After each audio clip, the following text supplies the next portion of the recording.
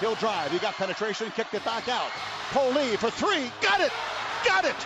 Got it! The ball game's over. The ball game's over. They have made the comeback. X, free throw. Good! They're all on their feet. Sellout crowd. 9 seconds away from a championship. 49-45. Here's Kendall Williams. Shooting over X. X slapped the ball away. Out of bounds. Off the Lobos. Off the Lobos. X Thames does it again.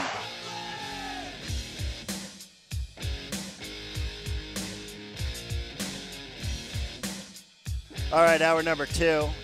2 minutes past 1 o'clock. With you here on a Friday afternoon up until 3 p.m. in the Scott NBR radio program. I was tuned into the NBA draft last night. Obviously, I stopped what I was doing when it was time to watch the Tony Gwynn Memorial Service, but I was into the NBA draft. I noticed bright and early, too, if you follow nothing but San Diego State basketball, you said, Andrew Wiggins, I seem to remember that guy. Joel Embiid, I remember that guy. Aaron Gordon, yeah, I remember that guy as well. Didn't the Aztecs face those 3 players? Yeah, they did. They went first, third, fourth, respectively, in the NBA draft last night. But locally, people were tuned in saying Xavier Thames, rooting for Xavier Thames to hear his name called. It was called last night.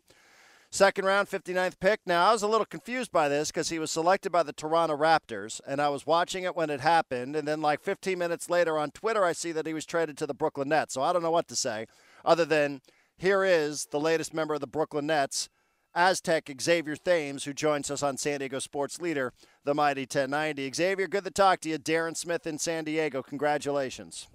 Thank you, Dan. Thanks for having me on again. I appreciate it. Well, what was the story there last night? You get drafted by the Raptors. I turn off my television. Then Twitter tells me 15 minutes later you got traded to the Brooklyn Nets. Yeah, actually, Brooklyn had bought their pick, the 59th pick. So, they said the Raptors had selected me, but I knew when my agent called me that I was going to Brooklyn. So it was crazy. It was a crazy night. So you didn't start thinking, man, Canada, I'm going to have to get a passport. I'm going to have to worry about currency exchange. You didn't start thinking about that. Because he had told me before that Brooklyn was going to buy the pick and take me. So okay. I knew I was going to go to Brooklyn. Well, how does it feel? Congratulations. How does it feel to hear the name called last night? There's only 2 rounds here, and you got in there. Yeah, it feels good. Just really blessed. Just got to thank God. Everybody that supported me, everybody in San Diego and Sacramento. So I'm just real thankful and just blessed to even have the opportunity to play. Get a chance to play in the NBA. Well, Xavier, set the scene for us. Where are you? What are you doing here during the draft? When did you start watching? Were you there from the pre-draft show and then through the draft and watching it all the way until the final minute? Or what'd you have going on? Man. Well, I watched the first round, the whole first round. And then, because I knew I was going to go in the second round. So when the second round had started, I had went outside for a little bit, like in the middle of the second round, because I was getting too nervous. I was real nervous. And then got in the late 50s, and I just went in the back and just started praying. And then my agent had called me and told me at 56, I was supposed to go at 56. But then the draft is crazy, so you never know what happens. So I didn't go there, so I was like, oh, man. And then he started talking to me about, what we're going to do for the summer league and free agent. And then he had called me, right back and told me that Brooklyn was going to take me. So it was wild. It was a wild night. It sounds like it. Your agent tells you, but I would think there's something different about hearing it from your agent, as happy as you are knowing that you're going to get drafted versus cranking up the volume on the television set. I mean, what's it like when the TV says, and I'm not even sure who was doing the announcements at that time. I know it wasn't Adam Silver. But when the announcement comes through that, hey, taking now 59th pick out of San Diego State, Xavier Thames. Yeah, it was crazy. I started crying. My mom started crying. When I seen her cry, I started crying too, just to see my name up there, and then they had my picture and showing highlights and stuff. So yeah, it was amazing. It was really cool. So I'm just thankful, like I said. Hey, it's a once-in-a-lifetime thing. What are your thoughts about the Brooklyn Nets? I can tell you this. You're going to the point guard capital of the United States. The list of point guards that have come out of New York City is as long as my arm. but you're going to be going and potentially playing for a head coach who's a former point guard. Brooklyn was a postseason team. And what are your thoughts about the Nets? And were they even on your radar screen? Actually, I worked out. That was my last workout. So, so I went to them for my last workout. I had 16 workouts. So, but yeah, I'm just blessed. Like I said, it's a great organization. A lot of veteran guys as well. So I get to learn from Jason Kidd as well. Hall of Fame point guard. So I'm just thankful and blessed, especially being around all those veteran guys, and they've been around, for a long time. So I'm going to ask as many questions as I need to until they get tired of me. I don't think they're going to get tired of you. Xavier Thames joining us here on San Diego Sports Leader, the Mighty 1090. If I'm not mistaken, I don't think he's still in ownership, but Jay-Z is a big Brooklyn Nets guy, correct? Yeah, he is. How you feeling about seeing Xavier? How you feeling about seeing Jay-Z and Beyonce there courtside, perhaps somewhere down the road? Man, that'll be crazy. It's gonna be crazy seeing them. I see him all the time on TV there. Him and Jay-Z and Beyonce, and also Rihanna is at the game too. So when I see them, I'm gonna be like, man, this is crazy. I'm guessing I'm probably not the first person that's brought up Jay-Z to you since last night. No, no, no, not the first. Who did you hear from after the pick? I mean, people that we might know here on in San Diego. I mean, who did you hear from after you were selected? Are you talking about just the coaches or from Brooklyn? Whomever. Yeah, who people in San Diego? Some names that people in San Diego would know. I called Coach Fish called me, and Coach Hudson had called me, and Mark. Everybody, the whole staff had texted me and called me. So, I heard from all my teammates as well too. So, because without them, I wouldn't have got selected without my coaches and my teammates. So, I talked to everybody in San Diego who I played with. So.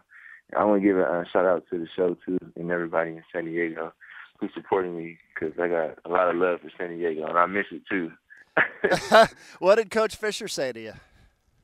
He just told me congrats. Congrats. He told me he was watching the whole time, see where I was going. So he was just real happy, and I was happy too. Who do you think was more nervous, you or Coach Fisher? Probably, man. Coach Fisher's always nervous too, so I think I'd probably say about even. I think I have to be even with me and Coach Fish. Coach Fish gets real nervous when it comes to stuff like that. You mentioned you went on 16 different workouts, and we're talking with Xavier Thames here on San Diego Sports Leader, the Mighty 1090. What stood out to you through that process there? 16 different. That's more than half the teams in the league. I mean, I had heard that you went down to Miami, and I guess you tweeted out as much. What stood out to you during who did you meet along the way? Do you actually meet coaches and GMs and players, or how does that work? Yeah, you meet some of the coaches are there. During the time, it was the playoffs too, so I didn't get to see some coaches or players. But I seen a few players. I saw Tony Snell when I went to Chicago. I talked to him for a long time, and see Najee Muhammad in Chicago. You see all the players because they're still there working out, and then some of the coaches are there too. So it was just a great experience, and something I'll never forget. So it was great. It was tiring, but I'm just glad I just went through it because I'll never forget it. How is this West Coast kid now gonna? How do you think about life on the extreme East Coast? Well, I kind of got a little bit of taste of it going through all these workouts, being on the East Coast and the Midwest. So the only thing I got to get adjusted to is probably the weather. So. That's gonna be different. It's not gonna be like San Diego or California weather. Yeah, that's an entire change, and your whole body's gonna change if you go play on that cold weather, X. I'll tell you on that. So you have a good feel about what the Nets are thinking here? I mean, what the next the plans are for you? Well, just right now, just go play in the summer league, and so then we'll go from there after that, because I'm gonna be in Orlando in the summer league, so. I get a chance to play there, and Jamal's going to be playing there too, so I get a chance to see him. So just right now, just focusing on summer league and trying to do good there. Did you hear from Kawhi Leonard? Yeah, I talked to Kawhi yesterday before the draft, and then he texted me today too. So I'm talking to Kawhi. I kind of let it die down for him because I know it was real hectic for him, but I talked to him. Kawhi Leonard, I'll just say this and give us your reaction, X. Kawhi Leonard, NBA Finals MVP. Man, I knew after the third game it was gonna happen because he was just having a great series, and he couldn't miss a shot as well. And he always told us, if he got to the finals, he was gonna get that Finals MVP. And then just to see him do it on Father's Day as well, I knew it was gonna happen. So it was just great. I was real happy for Kawhi, and I told him that. It was just crazy though. I couldn't believe it at first. Now, wait, he told you he was going to become NBA Finals MVP? Yeah, this is like when we talk over the summer and he just talked, said, I'm gonna get there. I'm gonna try to get Finals MVP, and he did it. He told he was gonna get a championship too, and he did that. So Kawhi's a hard worker, and everything that he said so far has been, has been coming true. And when he told us back in San Diego, so.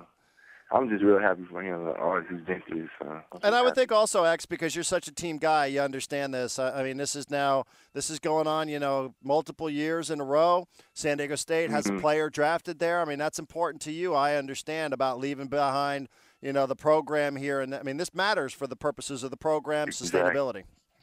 Exactly. It's for sure that, we got, me, Javon, Kawhi, and then Malcolm's in the NBA as well, too. So, he's got to keep it on going. And I know Coach Fisher will. He's going to keep recruiting talent, Coach Dutcher and Coach Head. So we got to keep it going. I chuckled a little bit on the first and third pick of the draft because both of those guys played for Kansas, and it made me think about the game that you guys played. I mean, that's a team now with two of the top three draft picks in the country, both on the court, and San Diego State went into their building and beat them. I'm sure you probably chuckled at that a little bit too. Yeah, a little bit, but we knew coming in when we played Kansas, we knew they were going to be lottery picks. So we already knew what was going to happen. So we didn't care about that. We just wanted to go in there and play our hardest, and we came out with the win. So we already knew they were going to be lottery picks. And they were too. First and third, man, doesn't get much better than that. X, a pleasure. Congratulations. Thank you so much, and we will talk to you soon. All right, thank you again. I appreciate it. Xavier Thames, now a member of the Brooklyn Nets. As I'm telling you, you think about where he was selected, and clearly second-round picks, you have to go through it's different than Kawhi Leonard, who was assumed to be right there playing with the NBA team. But they have different leagues now, summer league, so you get a chance to prove yourself. And I do think, and I'm not an NBA insider, clearly, I know this will be a surprise to Marty. I mean, I'm just not Chris Broussard. But what I can tell you is where he's going to play, and there's no place in America that has produced more point guards than New York. And I could go on if you'd like. I can give you a whole list from Kenny Anderson to Mark Jackson to Kenny Smith to Lenny Wilkins and on and on and on the list goes. So they understand the importance of good point guard play in that city, more so than they do probably in any other city in this country. And I know that from growing up. He's playing for a point guard. His head coach is a former point guard, so it's not like he's got to learn from some clumsy forward. So that's a good thing. Deron Williams is there. There are a couple of Hall of Famers. Right now, Kevin Garnett, whether he stays there or not, I don't know what the strategy is for the Brooklyn Nets, but he's going to the Hall of Fame. Paul Pierce is going to the Hall of Fame. So that's a pretty good infrastructure there in Brooklyn for a second-round pick. I kept saying this during the NBA Finals. I don't think it should be expected Xavier Thames could have the same type of impact that Kawhi Leonard's having with San Antonio, but could he be Patty Mills? Patty Mills was a huge factor for the San Antonio Spurs. Played in the West Coast Conference. So could he be Patty Mills, a guy who comes off the bench, energy, good ball skills, can shoot a little bit from the outside?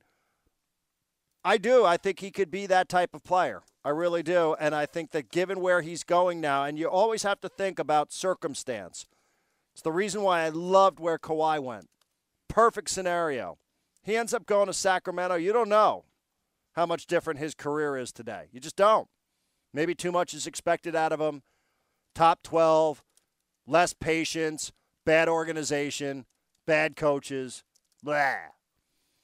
But this structure, and I'll tell you, I know the first month of the season, everybody said Jason Kidd is in way over his head. He has no clue what he's doing. Got better. got better, got a team into the postseason. Yeah, they're aging guys. Yeah, they're a couple steps away from the Hall of Fame. That's not a bad structure for Xavier Thames to learn through, though. God bless you. 117. Our thanks to Xavier Thames. We'll be back on San Diego Sports Leader, the Mighty 1090.